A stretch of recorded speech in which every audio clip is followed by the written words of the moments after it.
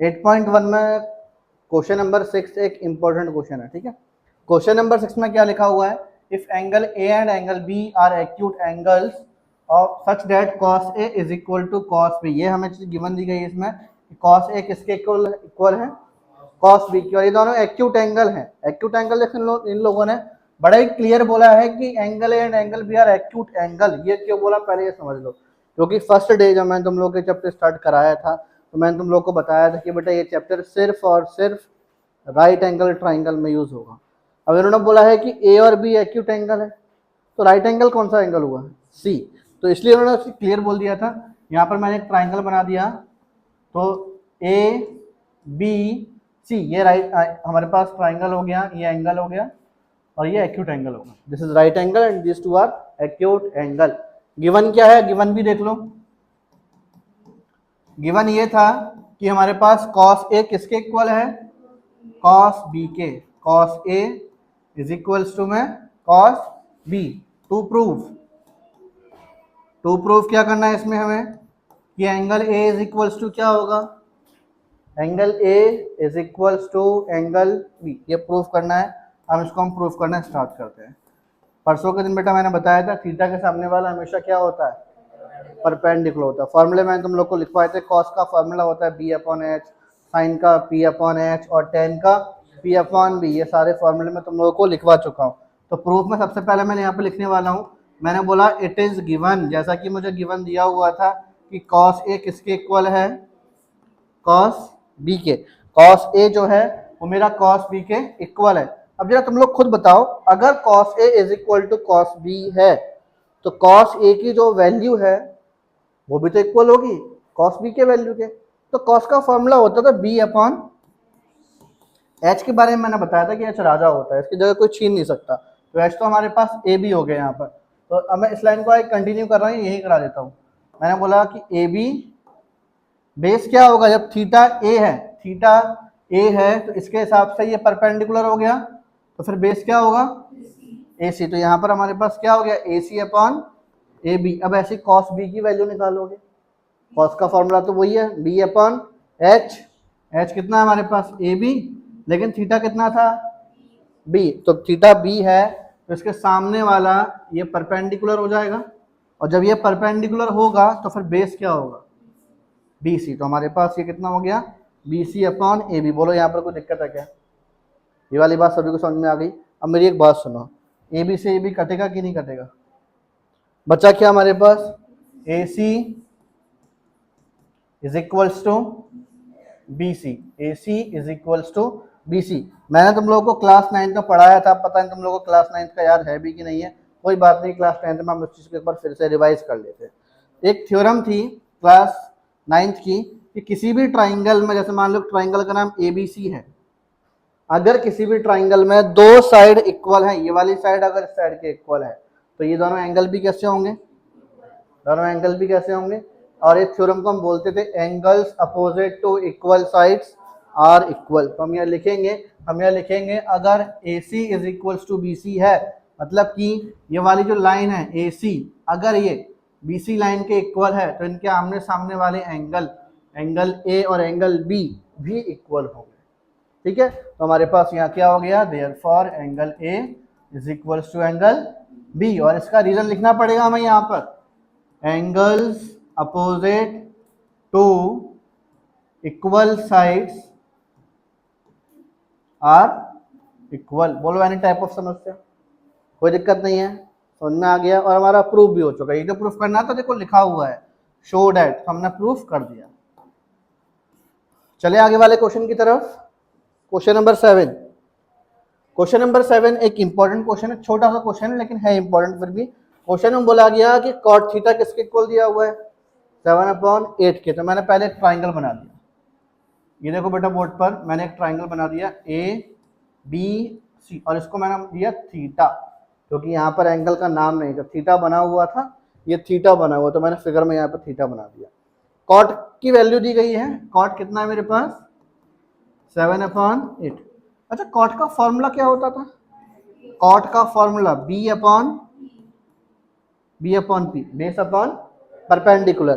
Cord का formula base upon perpendicular, theta ये है इसके हिसाब से परपेंडिकुलर हो गया और बेस नीचे वाली लाइन हो गई। फॉर्मूला होता है बी अपॉन पी, मतलब A B upon B C, ऐसे ही होगा कि नहीं होगा, A B upon B C is equals to 7 upon 8। बोलो कोई दिक्कत? कोई दिक्कत नहीं। अब इज इक्वल टू में क्या लिखूंगा, के सी, कोई दिक्कत तो नहीं है इसमें, इसको हमने के इक्वल मान लिया। ये लाइन बच्चों को कभी कभी दिक्कत देती है, सर के क्यों लिखा, इसमें के लिखना होता है, ठीक है। तो हमारे पास अब देयर फॉर इस हिसाब से बेटा ए बी की जो वैल्यू हो जाएगी वो क्या हो जाएगी 7K एंड बी सी की वैल्यू 8K, होगा कि नहीं होगा? फिगर में ये चीज मेंशन करो, ए बी की वैल्यू 7K और बी सी की वैल्यू 8K। यार ये थर्ड वाली साइड अभी नहीं है, ए सी और चाहिए, ए सी और चाहिए। जब हमारे पास ए सी आ जाएगा उसके बाद ही तो हम क्वेश्चन में बचा कुछ सॉल्व कर पाएंगे, सॉल्व कर ही नहीं पाएंगे। तो ए सी और चाहिए, तो हम यहाँ पर अब क्या करेंगे, यहाँ पर हम लिखेंगे अब पाइथागोरस थ्योरम लगाने वाले हैं। तो यहाँ पर मैंने लिखा कि now in triangle A B C, इसमें एंगल भी 90 है कि नहीं है, तो फिर बाय पाइथागोरस थ्योरम, क्या होती है Pythagoras theorem, H square is equals to P square plus B square. H कितना है मेरे पास ए सी, तो A C square perpendicular square मतलब बेटा बी सी का स्क्वायर 8K स्क्वायर, बेस कितना है हमारे पास 7K का स्क्वायर। ए सी स्क्वायर को ए सी स्क्वायर छोड़ दोगे, 8K क्या है 64K स्क्वायर और ये 49K स्क्वायर। 64 प्लस 49 करो कितना होता है 113, कितना होता है बेटा 113K स्क्वायर। स्क्वायर जो है यहाँ पर जो लगा हुआ था वहाँ जाएगा तो अंडर रूट हो जाएगा 113K स्क्वायर, कुछ ऐसा ही होगा कि नहीं होगा। अंडर रूट के अंदर जिस चीज़ का पेयर बन जाता है वो चीज़ हमेशा बाहर आ जाती है। तो हमारे पास यहाँ पर A C is equals to under root 113, इसका कोई पेयर नहीं बना यार, तो ये ऐसे छूट गया, बट के स्क्वायर का पेयर बन गया, तो हमारे पास बाहर क्या आ जाएगा कि, तो हमारे पास ए सी की वैल्यू भी आ चुकी है। जो ए सी इसमें मिस था वो भी कितना आ गया 113K, आ गया कि नहीं आ गया, ए सी की वैल्यू 113K। अब मुझे जो निकालना था फर्स्ट पार्ट में और जो सेकंड पार्ट में, मैं वो निकालने वाला हूँ, ठीक है। तो फर्स्ट वाले पार्ट में मुझे निकालना है, थोड़ा सा बड़ा क्वेश्चन है बहुत सिंपल, लेकिन ये फर्स्ट वाले क्वेश्चन में ये निकालना था फर्स्ट पार्ट में 1 प्लस साइन थीटा, फिर 1 minus sine theta upon 1 plus cos theta और 1 माइनस कॉस थीटा। अच्छा मेरी बात सुनो, A plus B A minus B क्या होता है, शाबाश, A plus B A minus B is equals to A square minus B square. तो हमारे पास ए प्लस बी और ए माइनस बी कितना होगा ए स्क्वायर माइनस बी स्क्वायर, मतलब 1 का स्क्वायर तो 1 ही हो गया, और ये साइन स्क्वायर थीटा ऐसे यहाँ हो जाएगा। ए plus B A minus B नीचे भी तो लग रहा है, तो ए स्क्वायर माइनस बी स्क्वायर। बोलो बेटा एनी टाइप ऑफ समस्या। अब ये लिखा क्या है 1 minus sine square theta, 1 minus sine square theta. तो हम यहाँ पर अब इसकी वैल्यू निकालना स्टार्ट करते हैं। तो यहाँ देखो बेटा ध्यान से 1 माइनस साइन थीटा, साइन का formula P upon H, sine का फॉर्मूला पी अपॉन एच, तो बेटा P upon H, P upon H 8K upon 113K square, फिर होल अपॉन, ऐसे तो लिखा था इसमें, ये लिखा है ना 1 माइनस, तो 1 माइनस साइन स्क्वायर थीटा, ये वैल्यू है साइन की, ये जो साइन जहाँ लिखा हुआ है ना इस साइन की वैल्यू ये लिखी हुई है। ऐसे यहाँ पर नीचे देखोगे आप तो लिखा होगा 1 माइनस कॉस स्क्वायर थीटा, भाई कॉस की वैल्यू का स्क्वायर, कॉस की वैल्यू बी अपॉन एच, तो 7K अपॉन रूट 113K का स्क्वायर, यही होगा ना। अब मेरी बात सुनो बेटा, यहाँ नीचे कुछ भी नहीं है, 1 मान सकते हैं, यहाँ पर भी नीचे कुछ नहीं है, फिर से 1 मान सकते हैं, स्क्वायर से स्क्वायर, ये के से के कट जाएगा, इस वाले के से ये वाला के कट गया। अब जो बच रहा है उसको बड़े प्यार से लिख दो 1 अपॉन 1 माइनस 8 का स्क्वायर और रूट 113, रूट लगा हुआ है 113 आएगा, रूट कट जाएगा। ऐसे 1 अपॉन 1 माइनस 7 का स्क्वायर 49 और रूट 113 का। बोलो कोई समस्या, कोई समस्या नहीं, यहाँ तक सारी कहानी बड़ी स्मूथली चल रही है ना। आगे चलते हैं, फिर 1 और 113 का एलसीएम इसका इससे किया 113 माइनस 64, उसके बाद आगे 113 माइनस 49, समझ में आ रहा है। एक और चीज़ सुनो, 113 से 113 कट जाएगा, नहीं समझ में आया कैसे कटेगा, नहीं समझ में आया, समझाना है कि आ गया तो फिर अब बचा क्या, आंसर ही आ गया फिर तो। 113 में 64 गया, 49 बचेगा, और 113 में तो 49 गया, तो ये फर्स्ट वाले पार्ट का बेटा आंसर है। जो फर्स्ट पार्ट हमें निकालना था ना इसमें, 1 plus sine theta 1 minus sine theta, इस वाले पार्ट का आंसर ये है 49 अपॉन। उम्मीद करता हूँ सभी को पहला वाला पार्ट समझ में आ गया, बहुत सिंपल था। सेकंड वाले पार्ट में क्या निकालना है, कॉट स्क्वायर थीटा। ये तो भाई परोसी हुई थाली है, तुमको इसको उठाकर धप्पा करना अकेले। तो कॉट स्क्वायर थीटा, क्वेश्चन में कॉट थीटा की वैल्यू ऑलरेडी गिवन थी, उसका स्क्वायर निकालना है। तो सेकंड वाले पार्ट में क्या करोगे, कॉट स्क्वायर थीटा मतलब 7/8 का 49/, दोनों के आंसर सेम आ गए। सिंपल था ना, सेवंथ क्वेश्चन सिंपल था ना, ठीक है।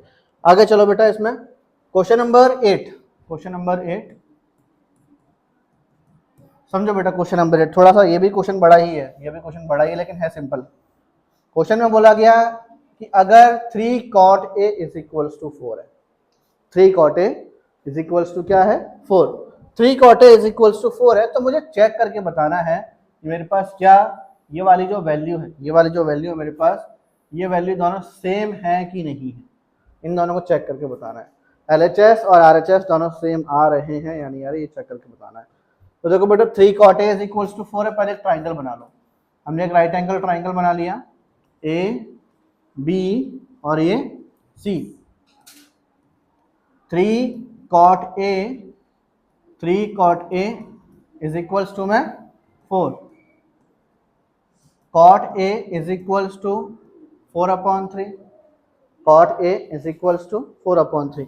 यार मेरी बात सुनो, cot का फॉर्मूला क्या होता है, B/P, B/P। तो B कितना है, AB है ना, बेस AB है, परपेंडिकुलर BC है, इज इक्वल्स टू में 4/3 के 6।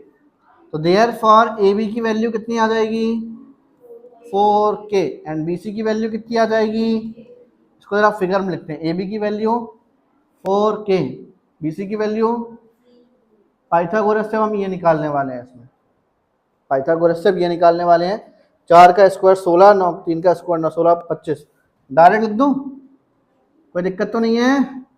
ये मेरे पास 5K आ रहा है, इसमें कोई दिक्कत तो नहीं किसी को, ये 5K आ चुका है। इसको बेटा मैंने 5K डायरेक्ट लिखा है, पाइथागोरस तुम लोग खुद कर सकते हो, पाइथागोरस तो जानते ही होगे यार, कितने बार कर चुके हो, पाइथागोरस खुद कर सकते हो ना, ठीक है। आगे देखो बेटा, इसमें अब मुझे ये चेक करना है, तो मैं यहाँ पे ये चेक करने वाला हूँ। Now 1 minus tan square A upon 1 plus tan square A is equals to cos square A minus, हम इसकी वैल्यू चेक करने वाला हूँ, अब हम इसकी वैल्यू चेक करेंगे।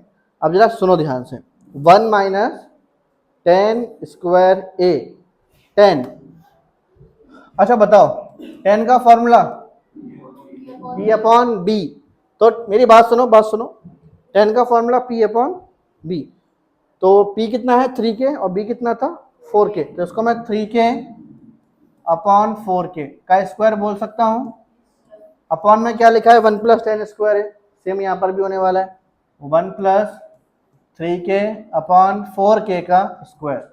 आगे देखो यहाँ क्या लिखा है cos square A minus sine square A, तो cos का फॉर्मूला B/H, तो 4K/5K, 4K/5K स्क्वायर, फिर माइनस साइन स्क्वायर है P/H, 3K/, चलो आगे चलते हैं। अब यहाँ पर आगे देखो 1 माइनस, ये कैसे के कटेगा, सारे में ये कैसे के कट जाएगा, तो हमारे पास अब जो बचा वो देखो ध्यान से, 1 माइनस 3 का स्क्वायर 9, 4 का स्क्वायर 16, यहाँ बेटा नीचे कुछ भी नहीं है 1 मान लो, ऐसे यहाँ 1/1 प्लस 3 का स्क्वायर 9/16, 4 का स्क्वायर 16, 5 का स्क्वायर, 3 का स्क्वायर 9, 5 का स्क्वायर 25। आगे देखो बेटा 1 और 16, इसकी बात कर रहा हूँ, 1 और 16 दोनों में न्यूमरेटर और डिनोमिनेटर दोनों में इसका एलसीएम निकालते हैं। तो 1 और 16 का एलसीएम, 16 का 1 से करोगे 16, 1 का 9 से किया 9। ऐसे ही यहाँ पर देख लो 1 और 16 का एलसीएम कितना आएगा, 16 आएगा, और 16 का 1 से किया 16, 1 का 9 से किया 9। यहाँ बेटा डिनोमिनेटर सेम है कि नहीं है? जब डिनोमिनेटर सेम होता है ना तो न्यूमरेटर डायरेक्ट माइनस हो जाता है। 16 माइनस 9 करोगे कितना आएगा, यहाँ 16 से 16 कट जाएगा, ऊपर बचा के आप जरा ये चेक करो, ऊपर बचा के आप जरा ये चेक करो, 16 माइनस 9 कितना होगा, 7, 16 प्लस 9, क्या दोनों सेम आ रहे हैं? दोनों सेम आ गए, एलएचएस और आरएचएस। तो मैं लिखेंगे it means therefore 1 minus tan square A upon 1 plus tan square A is equals to cos square A minus sin square A. और ये हमारा चेक हो चुका है। चेक ही तो करना था इस क्वेश्चन में, समझ में आ गया क्वेश्चन?